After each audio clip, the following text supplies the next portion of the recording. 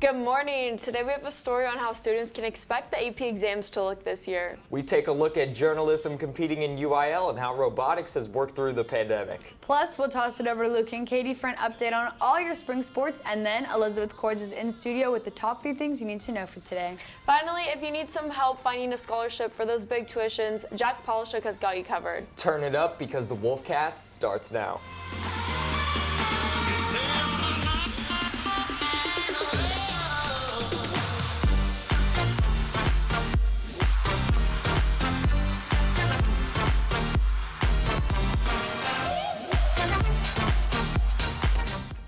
AP tests are right around the corner, yet some students don't think College Board should even be giving AP tests this year due to the COVID-19 pandemic.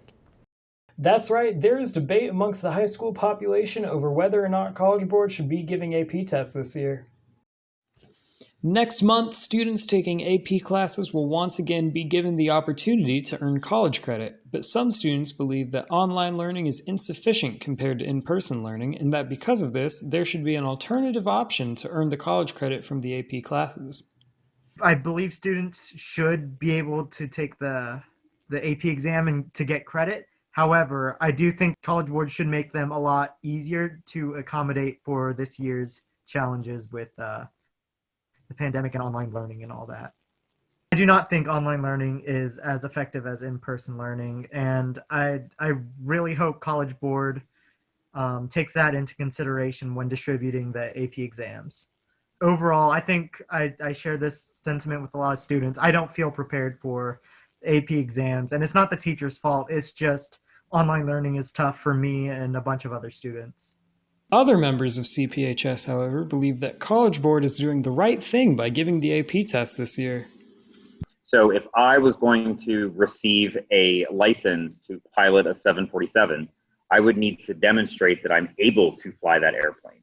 So that's what these AP exams do, is that they demonstrate that you have earned and learned enough content and that you are able to apply it to receive the credit of college credit.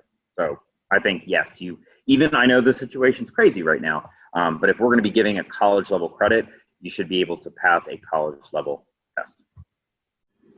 The AP exams will be held next month in early May, and there are options for both in-person and virtual tests. No matter how you feel about the AP test, if you're taking any this year, we wish you luck. It's really interesting to hear everyone's different takes on this topic. Make sure to let us know about how you feel about these tests down in the comments.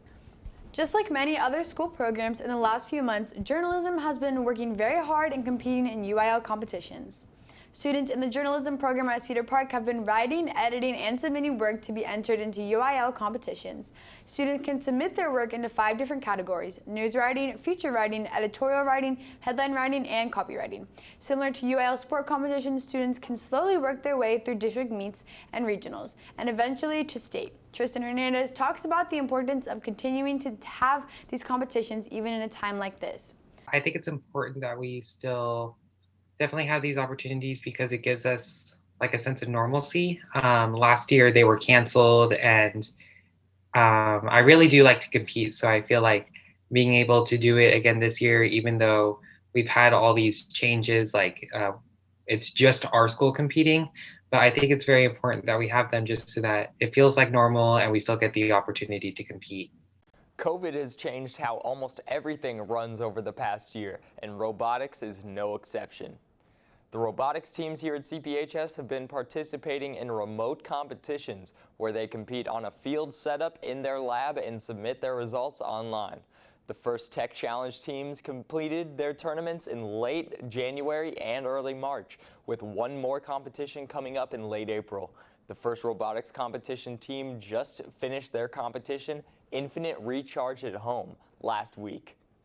If you are interested in joining the robotics team next year, talk to Miss Trueblood in room 5013. Now let's find out what you need to know today with your top 3 things. Journalism UIL students will compete in regionals this Friday and Saturday. If they place in the top 3, they will move on to compete in the state competition. Good luck to everyone competing.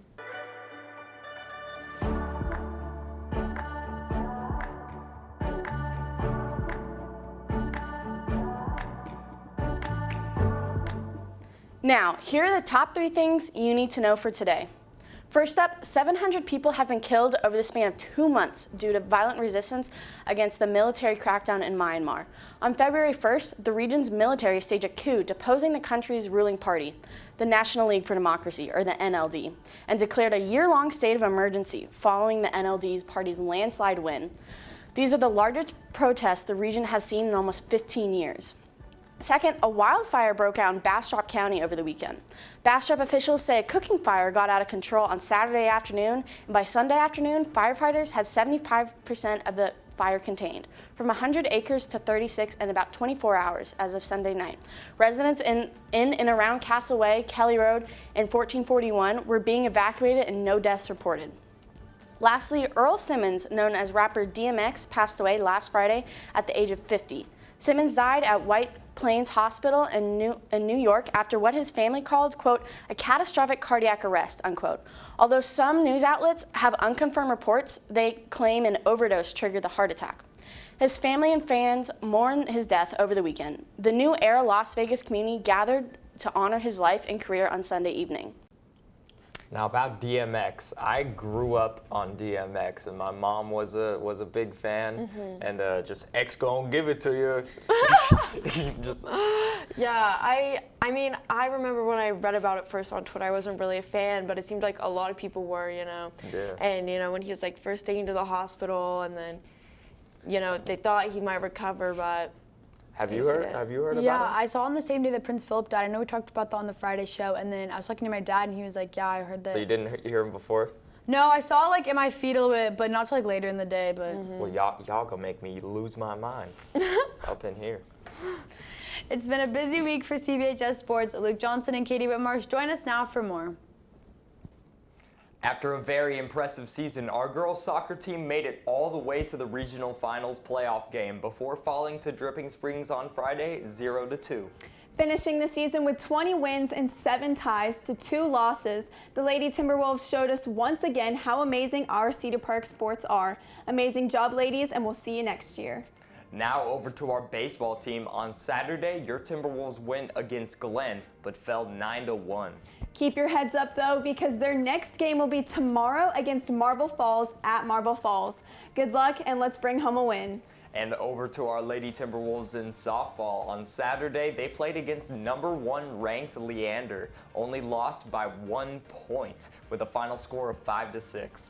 That's right, and their next game will be on Tuesday against Georgetown at 7 p.m. Well, that's all we have for you today. With CPHS News, I'm Luke Johnson. And I'm Katie Whitmarsh. Back to y'all. Thanks, Luke and Katie. deadlines are approaching fast. Seniors, don't miss out on your chance to apply for this week's scholarship. Thanks, y'all. Are you applying for a large number of scholarships and want to show off your work? Then the Debt.com Scholarship for Aggressive Scholarship Applicants might be for you. Students are required to send information on all scholarships they have applied for, along with a brief summary of each one. For more information, visit debt.com/ourstory/scholarships. I will see y'all next week for a new scholarship. Thank you, Jack. That's all I have for today. Make sure you're keeping up with all of our content, so head over to our YouTube at CPHS News. You can also follow at CPHS_sports for more sports updates. Join us Wednesday for a new edition of the Pack Chat and a host of Health Minute. Thanks for taking time to join us this morning. With CPHS News, I'm Luke Johnson. I'm Abby Martinez. And I'm Ellie Neal. Remember to make it a great day, or not, the choice is yours.